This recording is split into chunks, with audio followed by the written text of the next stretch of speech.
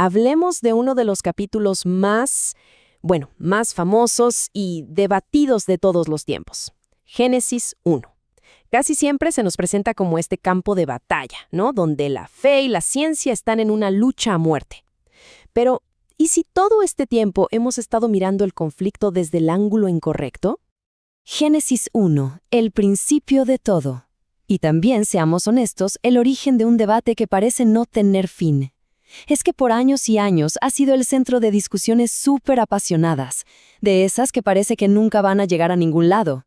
Y la verdad es que ha generado muchísima confusión, incluso para la gente con una fe muy sólida. Ok, vamos a meternos de lleno en esto, porque este debate, así como lo conocemos, podría ser, totalmente innecesario. Miren, el debate moderno casi siempre se resume en dos equipos. Por un lado está la postura de la Tierra joven, que dice que todo se creó en 6 días de 24 horas, tal cual. Por el otro, la de la Tierra vieja, que propone que esos días en realidad fueron eras larguísimas de tiempo. Pero, y aquí está el detalle clave, fíjense que ambas posturas, aunque parezcan opuestas, están haciendo exactamente lo mismo. Están tratando de hacer que Génesis encaje a la fuerza con lo que sabemos hoy de la ciencia. Pero aquí es donde todo da un giro. ¿Y si el problema no está en las respuestas, sino en las preguntas? ¿Qué tal si hemos estado tratando de forzar a un texto antiquísimo a que responda preguntas del siglo XXI, preguntas para las que nunca fue diseñado? Esta analogía lo explica perfecto. Es un problema de traducción cultural. Cuando leemos Génesis 1 sin pensar en su contexto original, es como si tradujéramos una frase como «vamos de parranda» de forma literal. Entendemos cada palabra, sí, pero el significado real, la intención, se pierde por completo. Así que, para entender de verdad de qué va esto, tenemos que hacer una especie de viaje en el tiempo. Hay que intentar ver el mundo como lo veían ellos, la gente para la que se escribió originalmente. Y esta frase que vemos ahora es la clave de todo. La Biblia fue escrita para nosotros, sí, pero no fue escrita a nosotros. ¿Qué quiere decir esto? Que el mensaje nos llega hoy, claro, pero el texto original fue escrito para los antiguos israelitas, con su lenguaje, su cultura, su manera de entender el universo. Si nos olvidamos de eso, si ignoramos ese contexto, es casi seguro que lo vamos a malinterpretar. Y aquí está la diferencia de fondo, el meollo del asunto. Nosotros, en el mundo moderno, tenemos lo que se llama una ontología material. O sea, nos obsesiona saber de qué están hechas las cosas, cuál es su composición física. Pero la gente del mundo antiguo pensaba diferente. Tenían una ontología funcional. Para ellos, algo no existía de verdad hasta que tenía una función, un propósito, un rol dentro de un sistema. La existencia no se definía por la materia, sino por la función.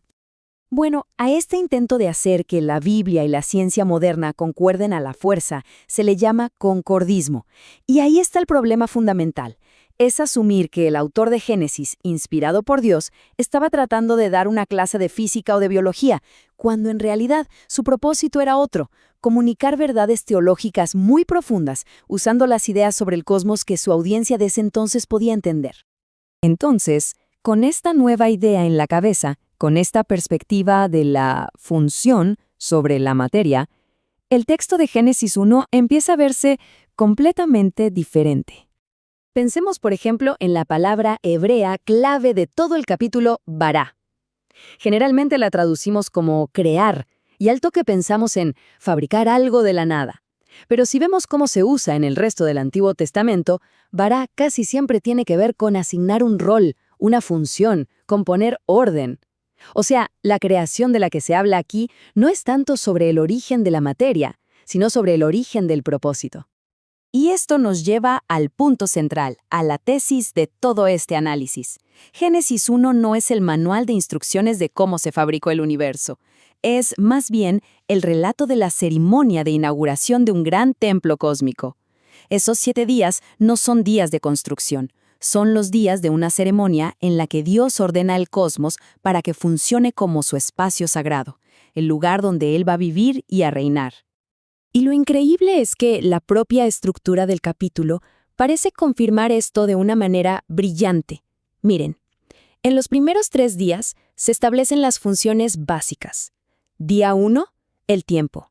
Día 2, los espacios para el clima, o sea, cielo y mar, y día 3, la fuente de alimento, la tierra y la vegetación. ¿Y qué pasa en los siguientes 3 días?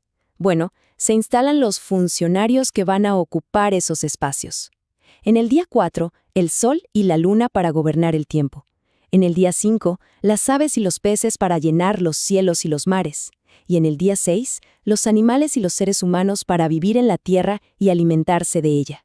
Es una estructura paralela perfecta. Y todo culmina en el 7º día. Cuando leemos que Dios descansa, nuestra mente moderna piensa en cansancio.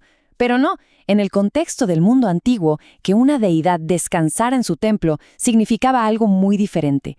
Significaba que el trabajo de poner orden había terminado y ahora se sentaba en su trono para gobernar el sistema que acababa de inaugurar. No es descanso por fatiga, es un acto de tomar el trono. Perfecto. Entonces, si todo esto es así, ¿qué pasa con el debate con el que empezamos? ¿Cómo nos ayuda esto a resolverlo? Volvamos a la gran pregunta, la que ha causado tanta división. ¿De verdad hay que elegir? ¿Es la ciencia o es la fe cuando leemos Génesis? Y la respuesta, desde esta perspectiva, es un no rotundo. No son enemigos porque sencillamente no están hablando de lo mismo. La ciencia se pregunta el cómo. ¿Cómo se formó la materia? Génesis, en cambio, se pregunta el por qué. ¿Por qué existe todo esto y cuál es su propósito?